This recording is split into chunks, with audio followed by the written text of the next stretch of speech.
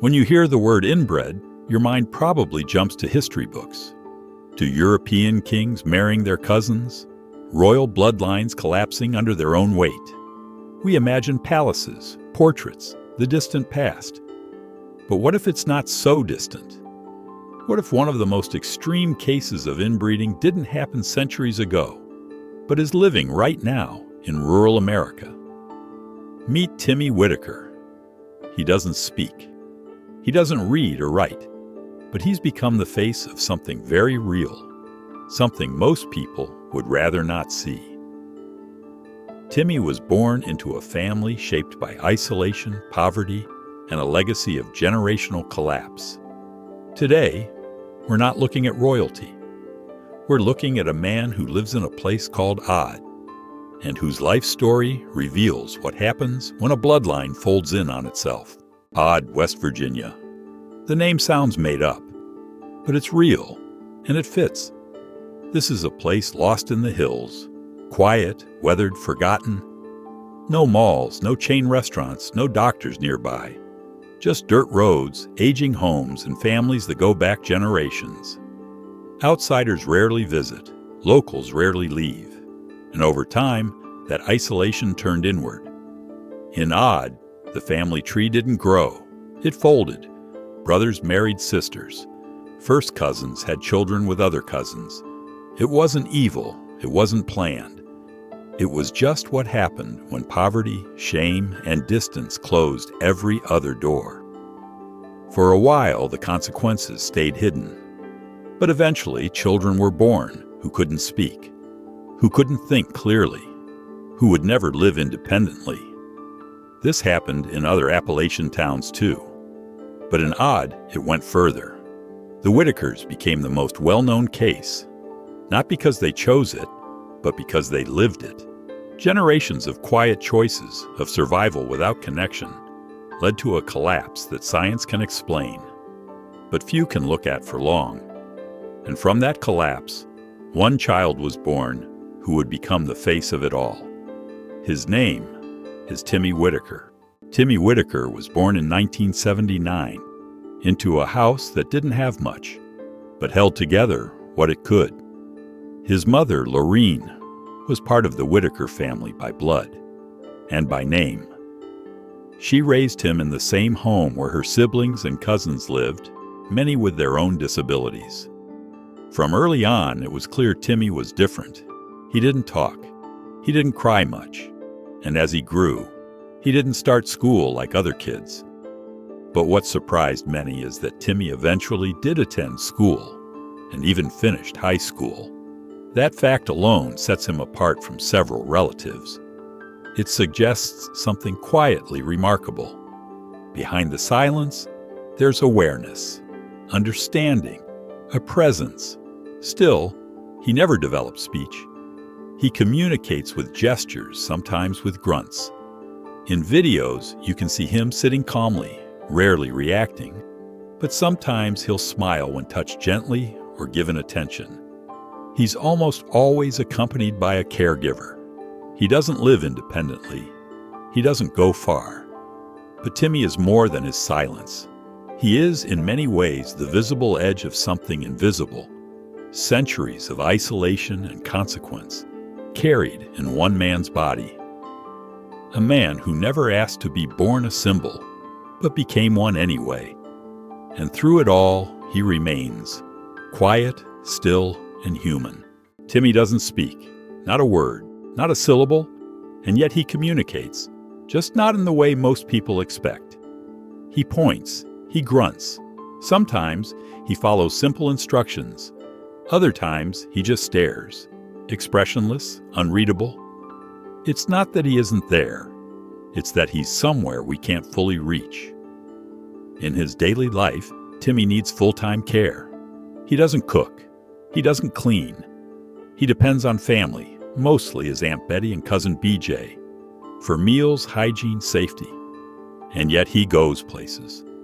In one video, he visits a Walmart. He pushes the cart, picks up snacks, walks slowly beside his relatives. In another, he sits in a barber's chair, motionless as clippers buzz around his head. He doesn't resist. He doesn't speak.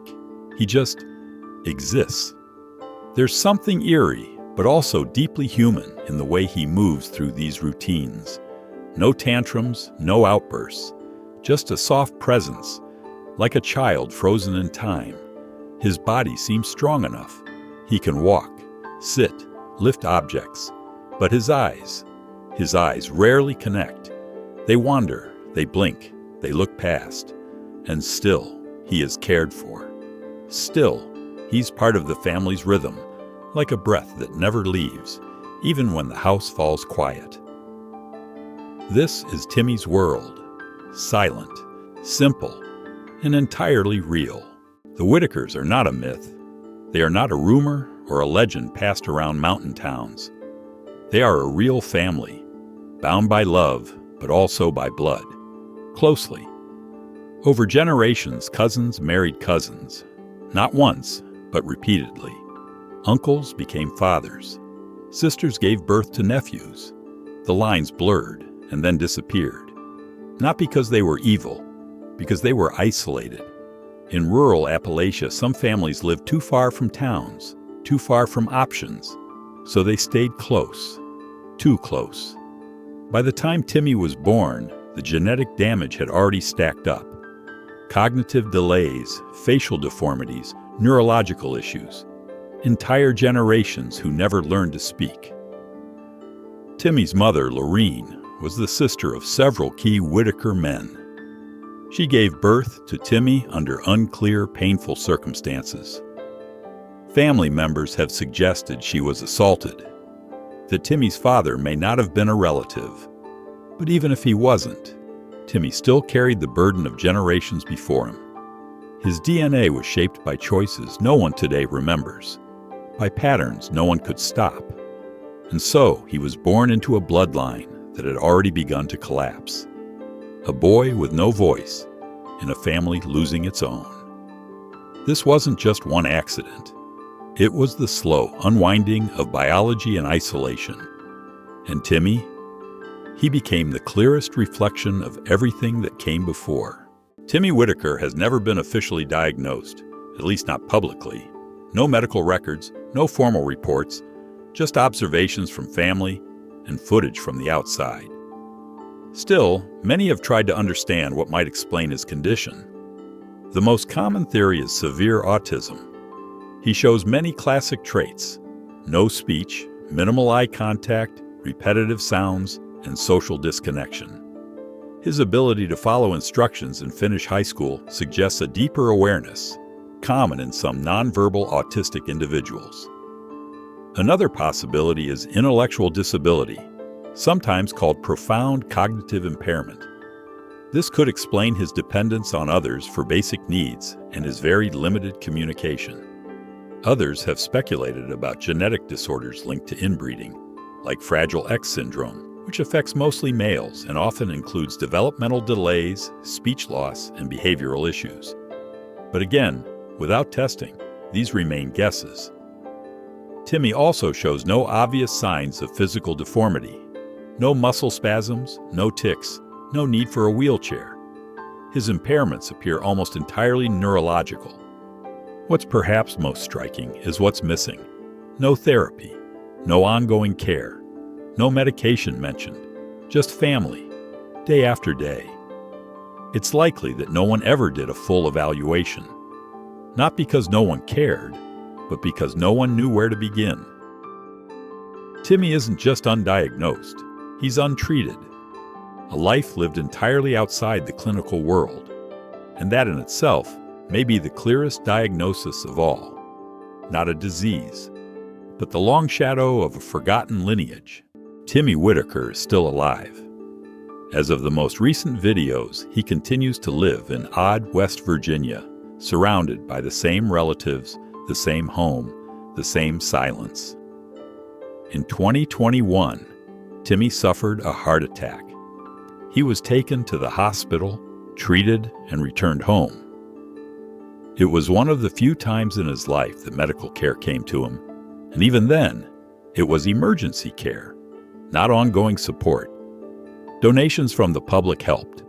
The family received a new roof, a new vehicle, even some appliances. But nothing changed for Timmy, really. He doesn't speak. He doesn't drive. He doesn't use a phone or post online. His world is still that same small circle: family, food, and routine. He remains completely dependent on his aunt and cousins for care. He is never alone, and yet always somehow apart. We don't know how long Timmy will live. There are no charts, no predictions, just one man, aging in silence as the world moves on around him.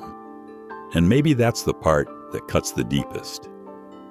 In a culture obsessed with noise, Timmy exists as a kind of echo, a reminder of what happens when time stops, when families collapse inward, when history gets buried under poverty and distance.